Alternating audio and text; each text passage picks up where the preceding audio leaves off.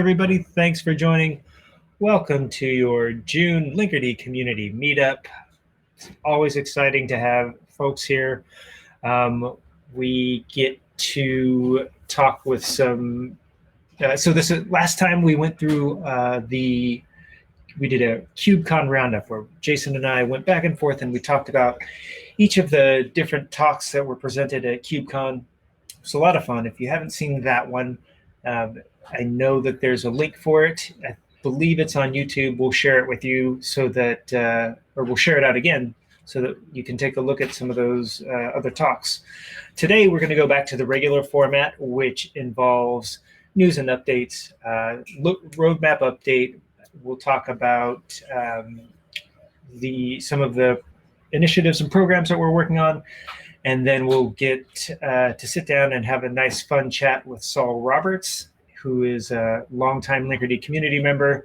And then our own Dennis is going to give us a deep dive into some of the work that he's been doing with the tab completion, I believe, with the CLI. So lots of good stuff. And I think we're ready to get started. So I just went over the agenda with you, talked about all the things, different things we're going to do. Jason has put into the chat here each of the playlist for each of our community meetings. It's on YouTube. So one thing that I didn't mention as I was going through each of the topics is that we've got the Stump the Maintainer at the end. We always try to squeeze in at least one question if we can, maybe two. So as we're going through this, if you're listening to anybody talk or if a question arises as we're having conversations during this meetup, please you can type them into chat or wave your hand at us and we'll take your questions. Okay, so onward. We have our Linkerd Community Anchor program. So again, in the last meetup, we had a bunch of content, some of which was presented by folks in the Linkerd community, some of which was presented by folks who work at Buoyant, and then folks who are external, who are Linkerd members. And so what that means, and some of those folks in the past have become Linkerd community anchors. And so what that is, it's a program that we help you to become a recognized expert. You can tell your story any way that you want. So if you're using Medium, if you want to do a very long Twitter thread, we will help you do that. We've got some Twitter experts here. We will help you do editing and writing on any content that you want to produce. So there's a link here, linkerd.io/community/anchor. If you don't want to remember all that, there's definitely a drop down in the menu that you can click to get through there. And we'd love your help in spreading the good word about Linkerd, but also recognizing all the hard work that you're doing already with Linkerd. So feel free to reach out to us about that. We also have our 2021 Linkerd user survey.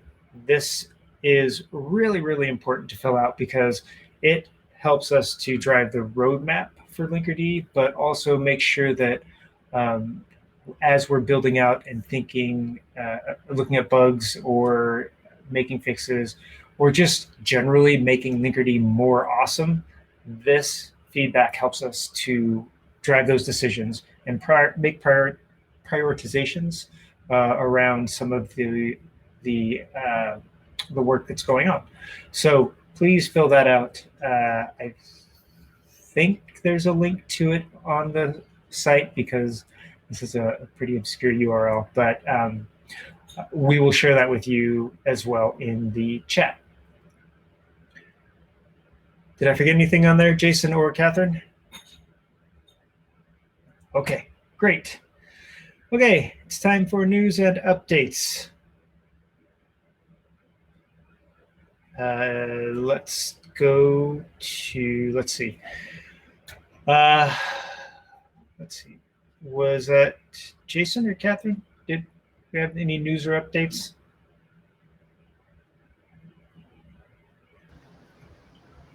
I don't. No, okay, that's fine. Things are moving along swimmingly. Yeah, I think the big news that we probably want to share is that the graduation process has been moving forward. And so I'd expect to see kind of the public comment period for that open in the next week or two max. And so we'd definitely love to have the community speak up when that happens in the TOC. Yeah, thanks for reminding me about that. It's my understanding that the community comments is extremely important for the next phase of graduation. So share your love when those comments open. I believe that's all done through GitHub. Is that right, Oliver? Yeah, that should all be on the CNCF TOC GitHub. Great. Okay. Good. Well, as they say, no news is good news. So we can move on to the roadmap. I'll hand that off to you, Oliver. Great. So there's probably not a ton of updates since last time. We've been focused on graduation as one of the kind of bigger things that we've been, as a team, setting up for. And so some of that has been really doing a lot of kind of product maintenance that we had put off. So we've been getting dependabot alerts for security issues for a long time, but we haven't been doing that for the kind of mundane day-to-day version bump thing. So unless there's a security update, we probably haven't updated some of these dependencies in maybe several years. It's like we found that our protobuf version was several years old still. So we've been setting up a bunch of kind of automation around dependency updates, coverage reports, proving testing. And so that's been chewing up a bunch of the team's time, is just like getting the repos cleaned up and making sure we've cleaned out backlogs of PRs. I know the proxy init repo, for instance, had a couple old PRs that have been sitting there. Other than that, policy is still the big thing we're pushing on. There's a few things that are in flight. Policy being the kind of bigger one. That's we're hoping to get 2.11 out this month, and I think that's going to be delayed at least until next month as we have pivoted priorities a little bit. The other things going on are we're adding multi-cluster support for headless services, especially for stateful sets. This is a kind of a common request that it's not possible to have a stateful set in one cluster and call it from another. And so Matej, who's on the call, has been doing a lot of work on that. And I think that'll be in an edge release soon, if not this week's, hopefully next week's. We've also been in the process of creating an Smi extension. So in 2.10, we introduced an extension model, which is really separate control plane components and CLI components to deal with optional functionality. And part of that is moving SMI's bindings, which are right now in the kind of core of Linkerd. And to install Linkerd, you need to install the traffic split CRDs and things like that. And what we really like to do is have a set of kind of Linkerd APIs that we're going to adhere to and have adapters for policy, or sorry, for SMI. And so this is to set up for policy somewhat, but the first thing we're going to do is have a controller that reads traffic splits and generates the service profile configuration we need to operate on those. We'll also kind of extend that model once we've proven that out. So I think in 2.11, that'll be experimental. We're not going to tear everything out of the core control plane, but we'll provide this extension, which in 2.12 will probably be the way you have to use, what you have to use to do traffic splits and things like that. And so we want to get a little experience there. Also, we'd like to do things like supporting SMI traffic access policy APIs through the extension, so those aren't encoded in the kind of core Linkerd control plane. So generally, the theme has been making the core control plane lighter, more reliable, less complex, fewer CRDs as much as we can. Setting up some of these long-standing issues, especially around multi-cluster, and policy, is in the works. We've basically implemented the controller. We still have to work on the install flow for that a little bit.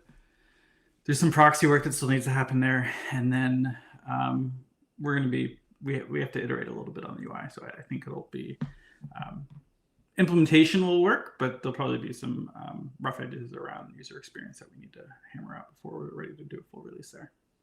So in the coming edge releases, we'll see more of that stuff. Awesome. That's good. I got hung up a little bit on all the dependent bot stuff that you're talking about, because having seen all those PRs go through and getting the updates for those, I know that the team has just been cranking away at getting those through, and I think they deserve a lot of credit for just being patient and letting and dealing with each one of those updates, because I've seen myself where you update one dependent bot will do a thing where it updates a dependency to the next good version, but the next good version may not be the next stable version. So you end up getting like multiple updates instead of going from the version that we have to the version that is stable and good. You do these incremental steps. And so, the team has been pretty resilient there, which I think is great. And again, lots of credit to them. And I'm glad that I think we're through all of the Go dependency updates and the Rust dependency updates, and now there's a few JavaScript dependency updates remaining. But it's a one-time cost, hopefully, and then it'll be a lot less work to do incremental updates from there on.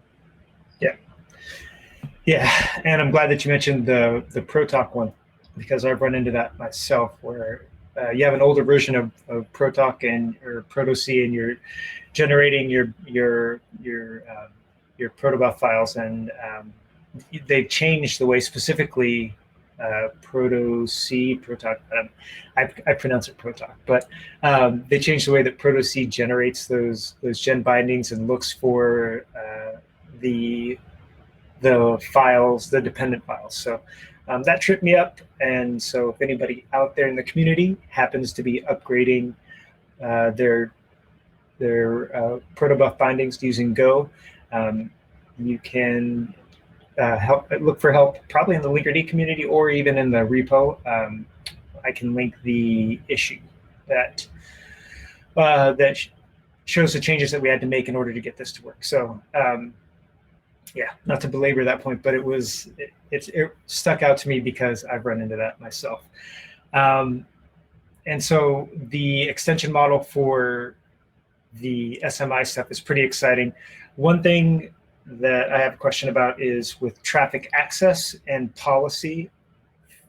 It's my understanding that traffic access and SMI has overlap with policy. Is that right, or am I off? Yeah, and it wasn't really complete enough for what we wanted to do policy-wise, and so I think if you look at the policy design doc, you'll see that we have some other goals around setting up primitives that we can reuse moving forward. And so we did not choose to go with the SMI APIs for our policy implementation to start.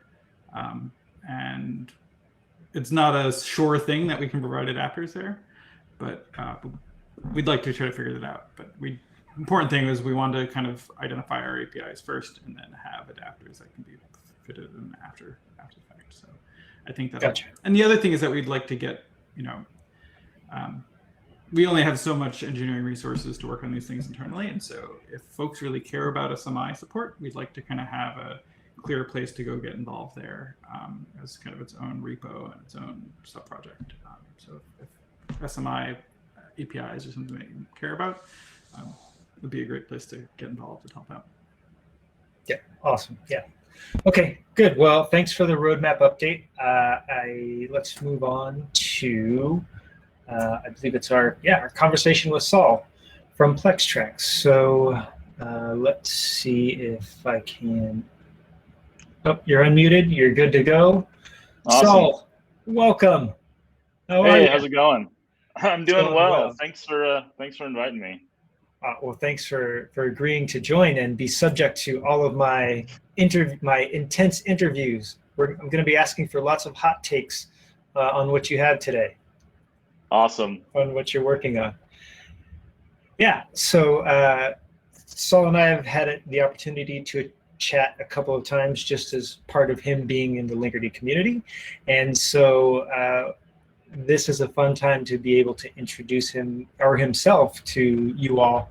And we'll ask him some questions about what he's working on, how he got there, and how he's using Linkerd. So we'll just kick it off. So Saul, if you don't mind, can you give us a bit of your background? And on your LinkedIn profile, it says you're the wearer of hats. So as somebody who is currently employed at a startup. I know what it's like to have lots of hats on. So how did you fall into that, or how did you get into that role, and which hat is your favorite?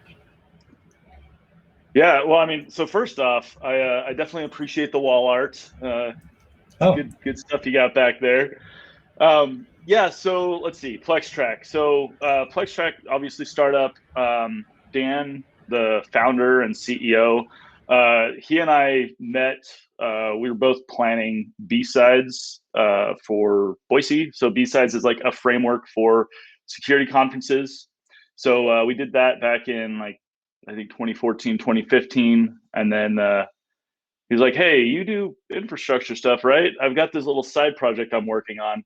So I helped him containerize it back in 2016. Docker was so hot right then.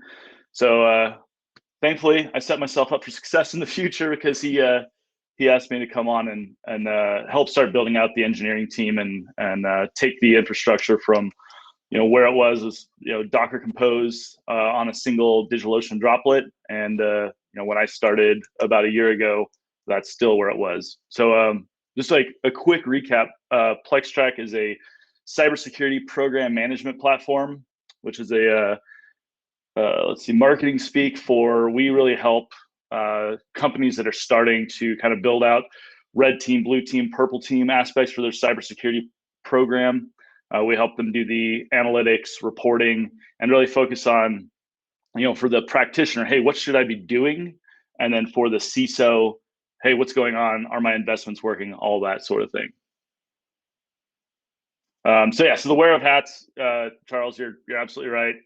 So many different things to do. So I just kind of labeled that as a tongue-in-cheek title, since VP of engineering doesn't really matter when you have 3 engineers.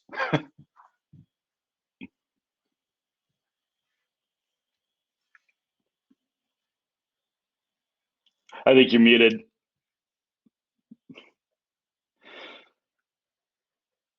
I was muted. Sorry about that.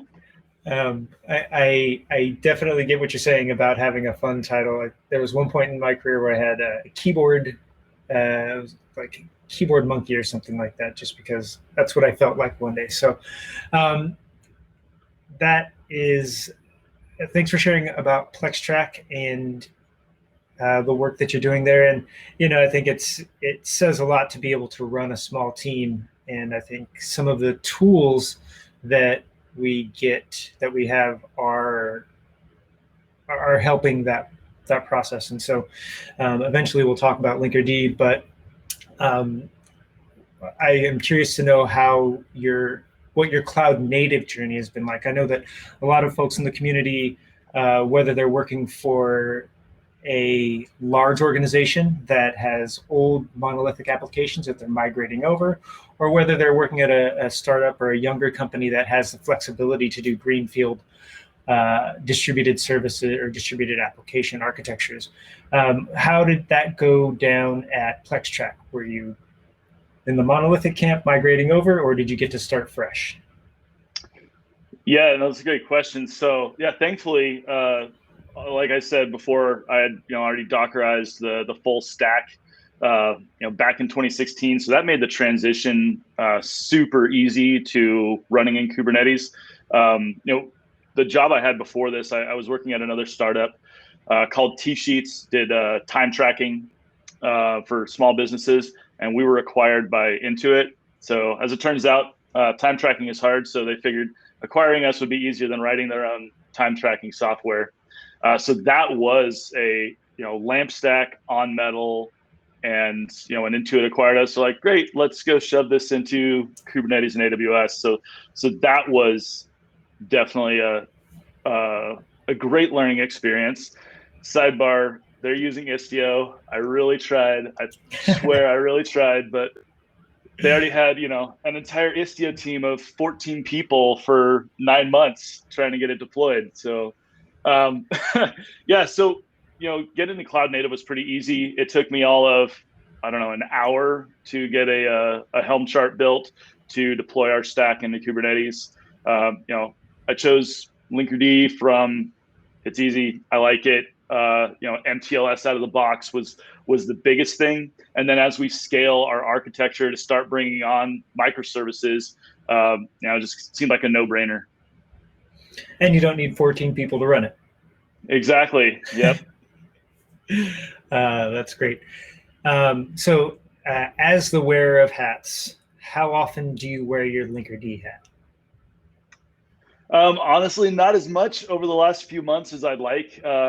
We just closed a Series A about 2 months ago, so I've been really pressing hard into the hiring and writing all the policies and all those things we have to do now that we're growing as a company.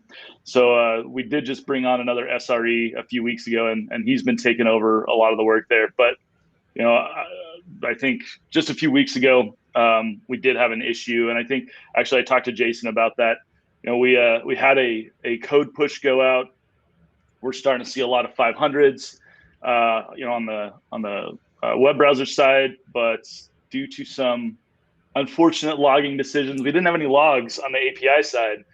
So I was like, man, what are we gonna do? Oh, hey, I know how to do this. So fired up Tap, and I think it took 5 minutes to identify the endpoint that was the issue, then grab the developer, say, hey, look, right here is where we're seeing the issue. We should go look at this endpoint. So, I didn't even think it was really that big of a deal until I was talking to Jason about it. He's like, that's actually kind of cool. Let's talk about that. So, yeah. Yeah, that's awesome. Tap has been one of my favorite tools in Linkerd for a while. And that reminds me, one of the Linkerd maintainers wrote an extension called called Tap Shark.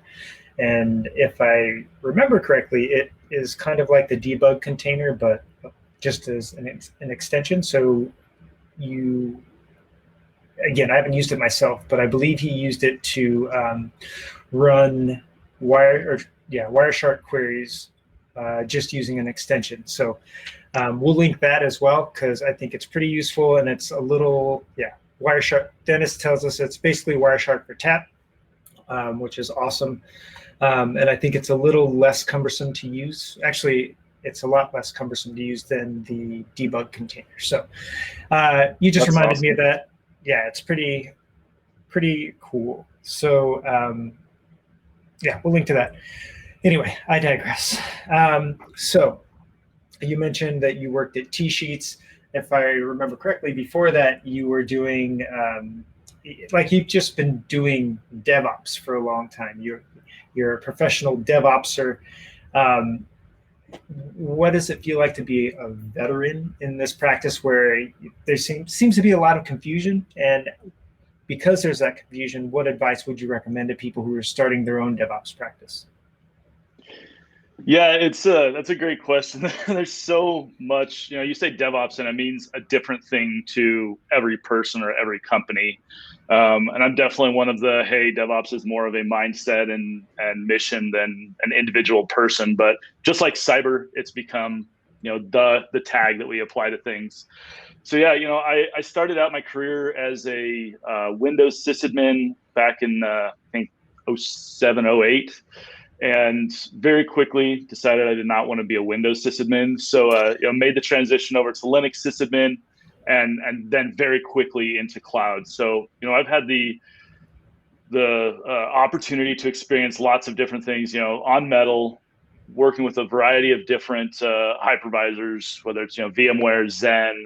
Got to play around a lot with. Oh shoot, no, I just lost it. The project that preceded Kubernetes, Rackspace was hardcore into that. Yes, thank you, Jason. OpenStack. So at a previous kind of fintech company, we implemented OpenStack, which you think about the complexity in Kubernetes, I think you crank that up to 11 with OpenStack. So yeah, it's been pretty awesome to be able to touch all the different things, and looking back. Yeah, there's a lot of things I have a little bit of knowledge about just because I've been able to experience that at different companies, and breaking into DevOps or SRE or whatever you want to call it is really difficult. because there's just a lot of stuff that you just need to kind of know before you even get started. So it's really hard unless you find a great company that has a program for getting people in the door, train them up as juniors, as entry-level people. And, you know, I had the great opportunity to have that. I came on as a junior Linux sysadmin, and then my team lead did a really awesome job of just mentoring me and pouring into me for the years that I was there. So, you know, I would say number one, find a mentor if you can, whether it's at a company that you're working at or, you know, in the community. It's awesome that y'all are doing this, because I really believe that this is a great way to get people exposure and get them pulled into the system. I would also say, you know, build up a home lab, or even using DigitalOcean is fine. Those droplets are pretty cheap. But you know, my home lab is like super commodity hardware. I think I've got an HP tower from like 5 years ago that someone was getting rid of. I've got a off-brand Nook. I've got a couple like Chinesium like little computers that don't even have a name on them, but that's just running a K3OS cluster. And, you know, I've got a couple old Cisco switches that I got off of a small business that went out of business. So, I mean, I think I've spent maybe $300, $400 on my home lab, and that just allows me to really quickly experiment and try things out, which really is what it's all about. You want to learn something. For me, the best way to learn something has been hands-on. And then, again, mentorship is huge. Those are, I think, two really important points. And one thing that I dug out, you just said a second ago, is in your home lab, you can run a bunch of experiments. And I've heard that in addition to being or having a good mentor and having the right, or hardware to be able to test what you're working on, just not being afraid to fail, I hear, is a pretty good way to go about that. Something I personally struggle with, but I'm getting better at it. So I imagine that having a supportive environment with a mentor and hardware where you're not afraid to break it all enables that.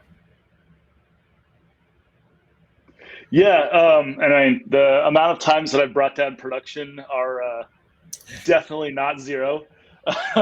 Try not to do that too often.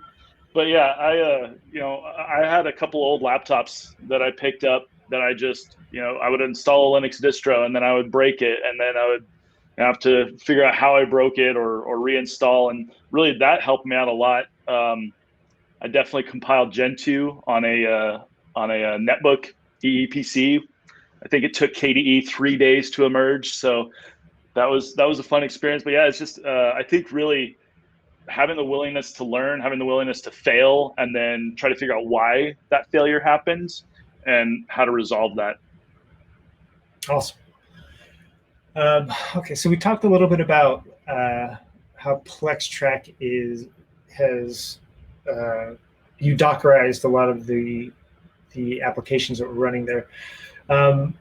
Were there, as you began to use cloud native technologies and you looked around the ecosystem, what were, I know you mentioned MTLS as one of the main drivers for using Linkerd.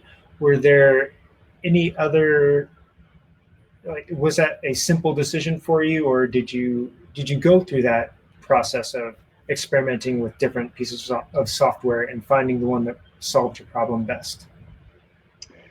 Yeah, honestly, for me, it was a super easy decision. Again, I played with it in my home lab. I tried to deploy Istio in my home lab and crashed it. So I think that harkens back to the I'm running some really wonky hardware. So I'll blame that on my hardware, not necessarily on Istio. You can blame Istio. I used console a lot back in the day, just on VMs, just for the service discovery aspect of it. I would love to have an opportunity to play with that again now that they're really stepping into the service mesh area. So I don't have a lot of experience there. Really, it was hey, I know about Istio, I know about Linkerd. Let's play with Linkerd, and it took minutes to install, and then I fell in love with the dashboard and the CLI. Like, I can't stress enough how freaking awesome it is to have a tool. The CLI works great.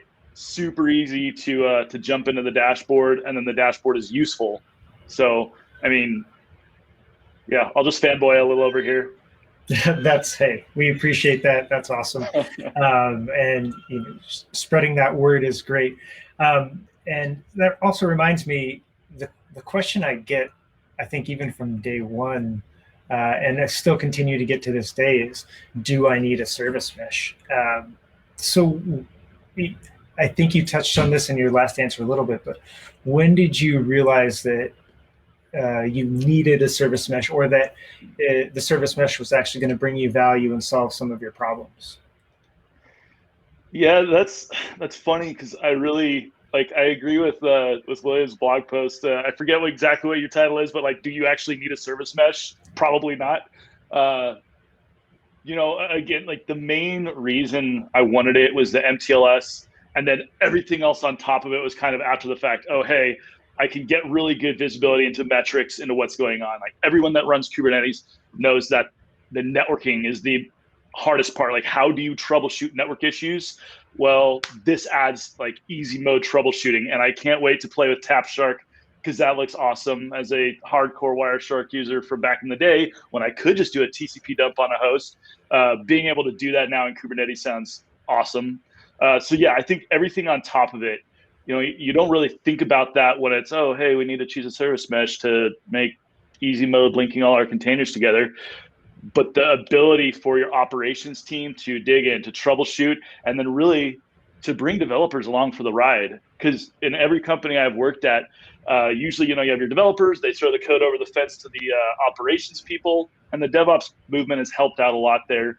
But now that, I literally could say, hey, install the Linkerd CLI, I'm going to give you, read access to this namespace, and you can go, connect to it yourself, look at what's going on, look at the metrics, look at the logs, do your tap and trace. That is a game changer, I think. Awesome. Well, good. And so that also makes me think of, let's say, in a more dystopian world where Linkerd, or the entire concept of a service mesh, did not exist, and every company had to struggle to solve these problems on their own. How would you go about solving that problem?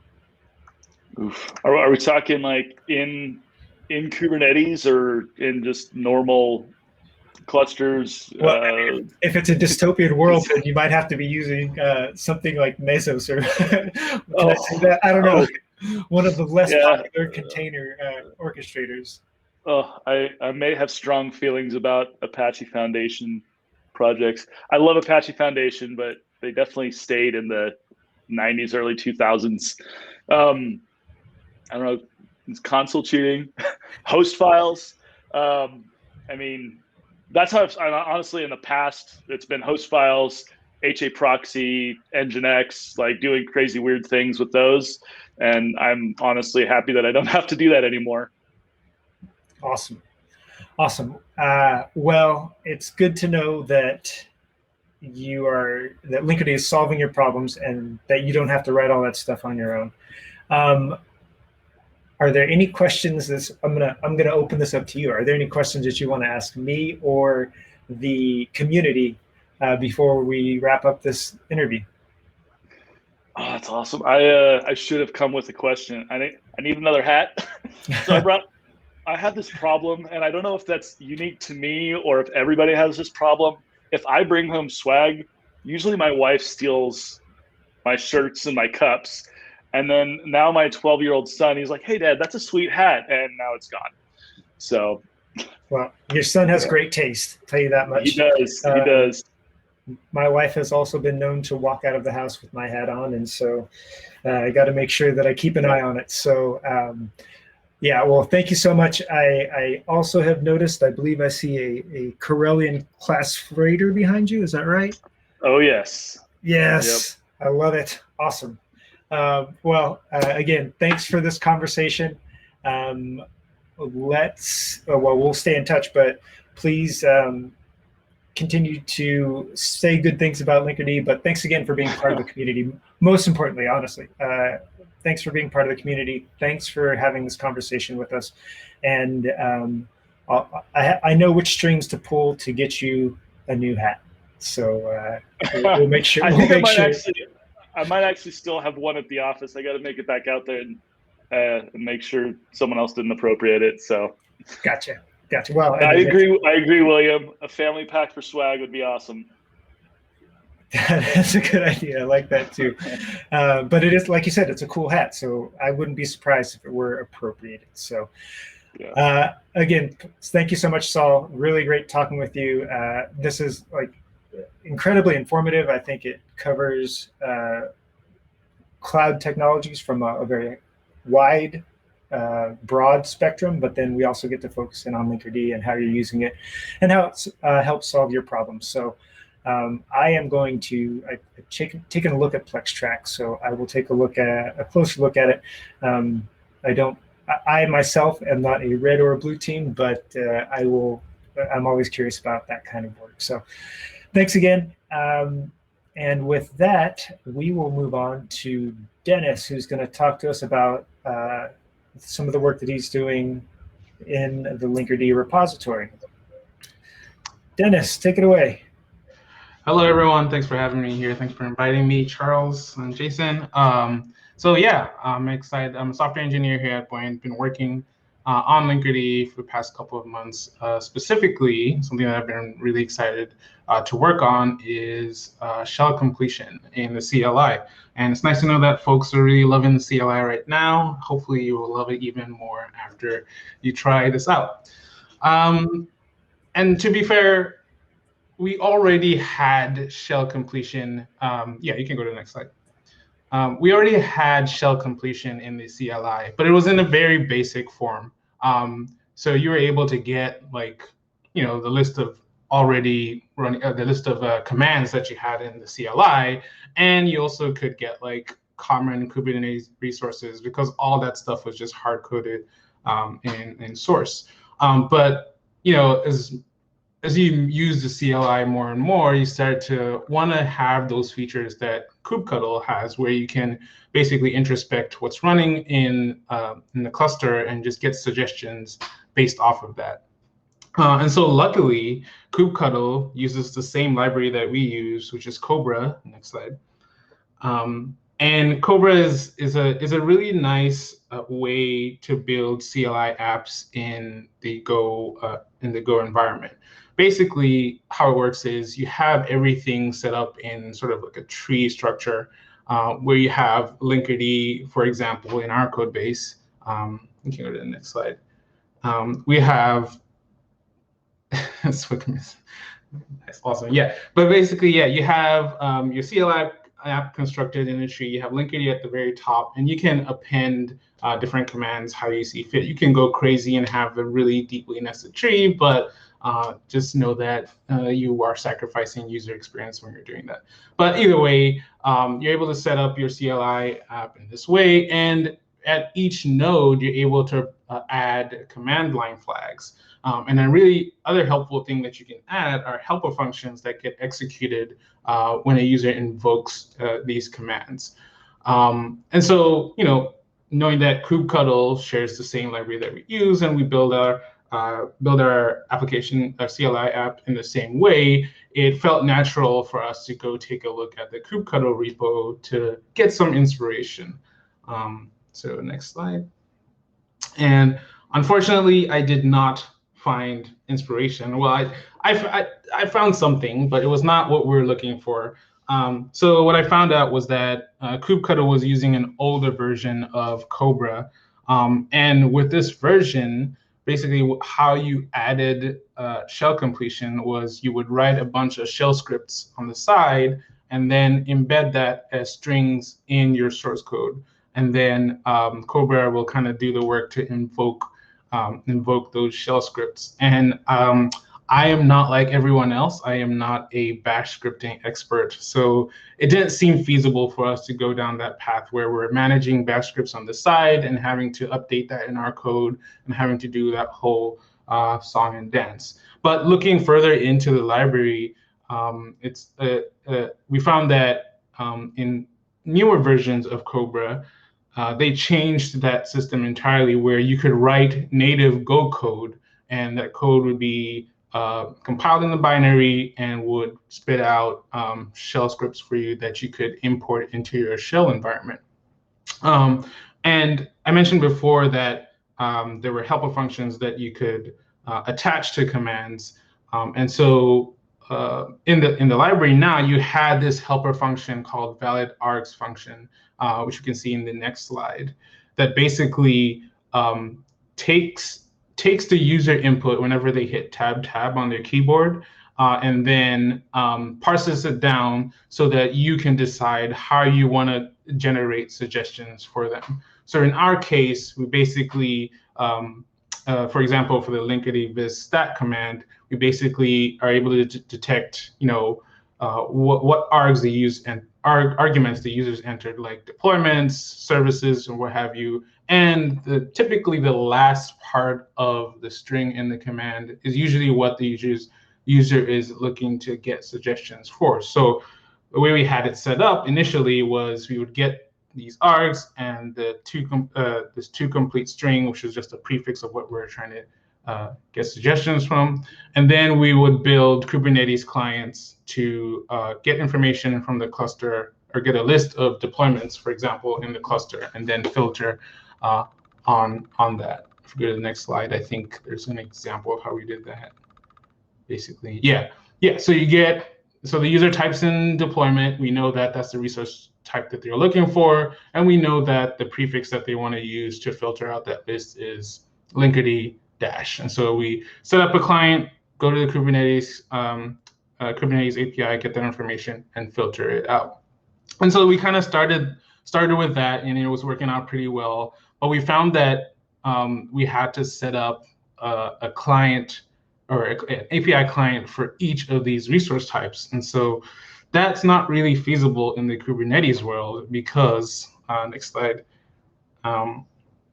there are a ton of resource types. You've got config maps, endpoints, and you also have resource types that don't come native with Kubernetes.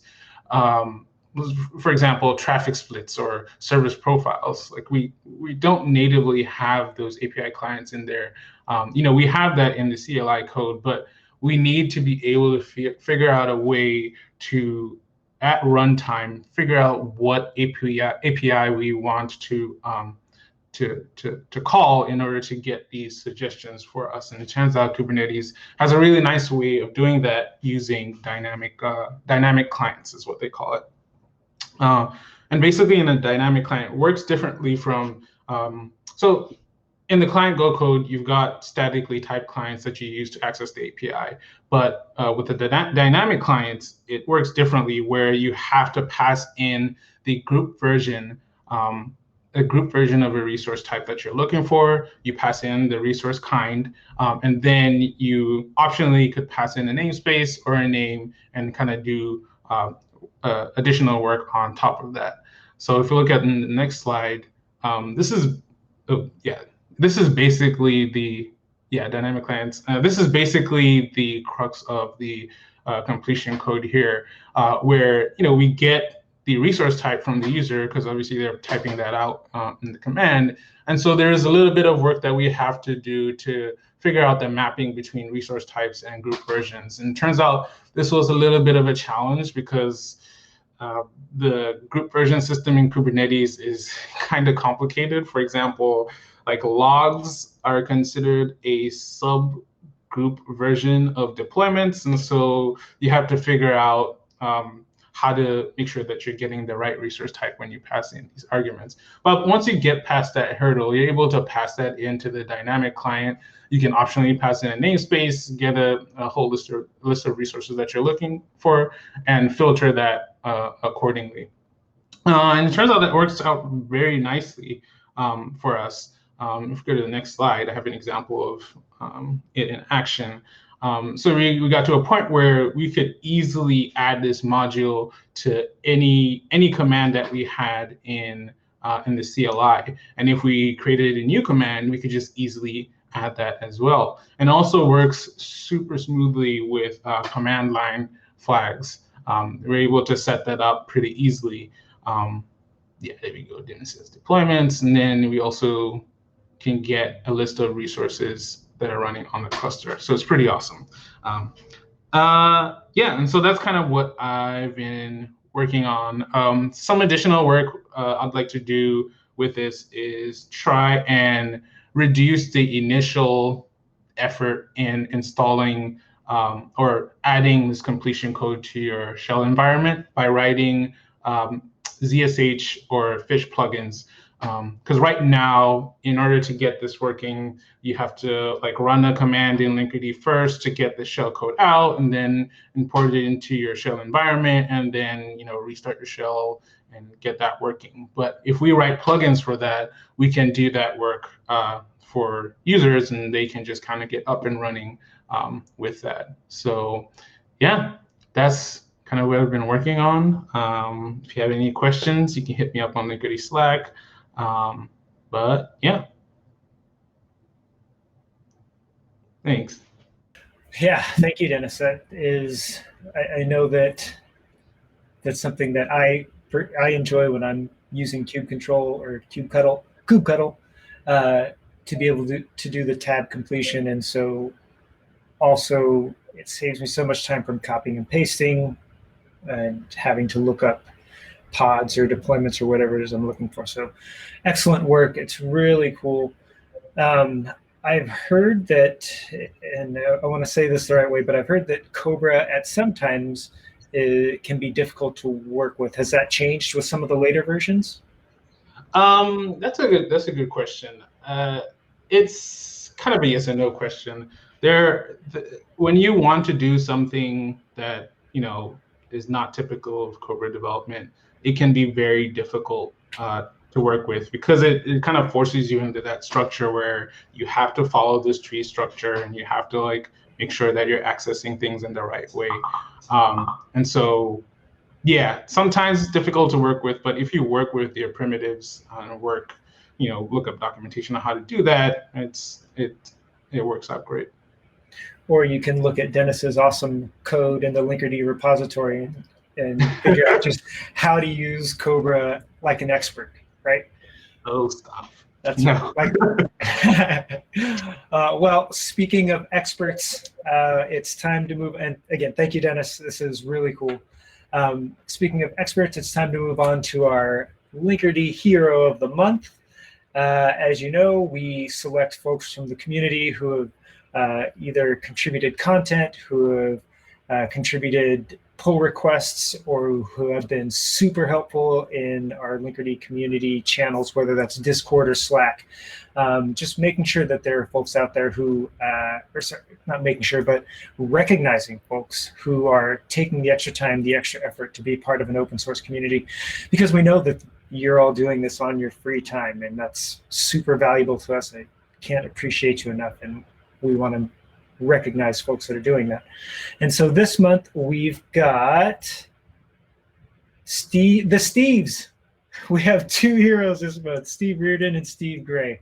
And if you've been looking on Linkerd Slack over the last, 5 or 7 and longer days, but especially over the last 5 or 7 days, Steve has just been in there saving me a lot of time by not having to answer, or by answering questions so that I don't have to. So both Steve and Steve are doing great work. And again, we can't tell you how much we appreciate it, because it allows, it just opens up the community. It makes for a more friendly community.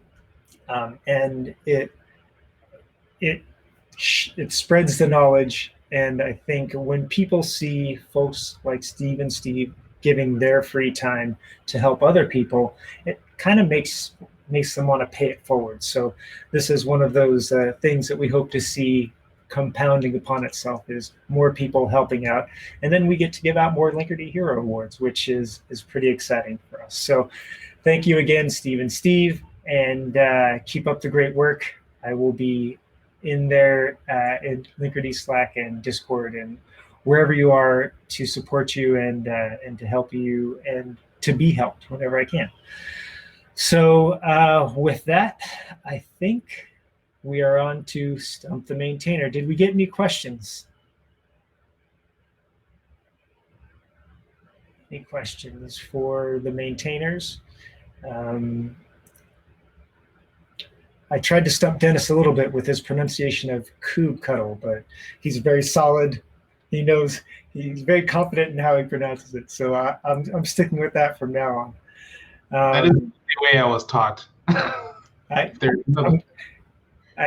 funny. I don't know if I was ever taught. I think I pronounced it cube cuddle for the longest time, and it never occurred to me that it might be cube control. I don't know. Anyway, This is a fun thing that I just like to talk about. And whenever somebody actually pronounces it one way, I probably talk about it too much, honestly. Okay, well, I don't see any questions popping up. I don't see any hands being raised. If you all do ever have questions, as we just mentioned, our Linkerd heroes are ready to help you in Linkerd Slack. We've got a Linkerd Discord as well.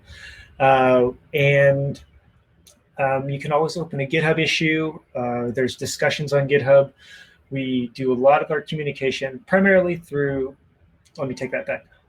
All of our communication happens through Slack, Discord, or GitHub, whether that's discussions or issues or PRs. So if anything comes up as you're working through Linkerd or you have questions about how things work, please check us out there and ask your questions, and we will help you as quickly as we can. So, Catherine, Jason, have I forgotten anything? Can we call this one done? I think so.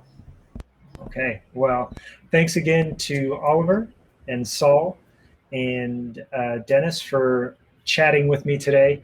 And then there's a whole bunch of behind the scenes work that happens. So Catherine's here, Jason's here. They take precious time out of their days to make sure that this community meeting goes well. So thank you both for that. And if I've forgotten anybody, it's because I'm a bad person sometimes, and the coffee is just now starting to kick in. So yeah, again, thank you, everybody. I hope you all have wonderful weekends, and we'll talk to you in a month.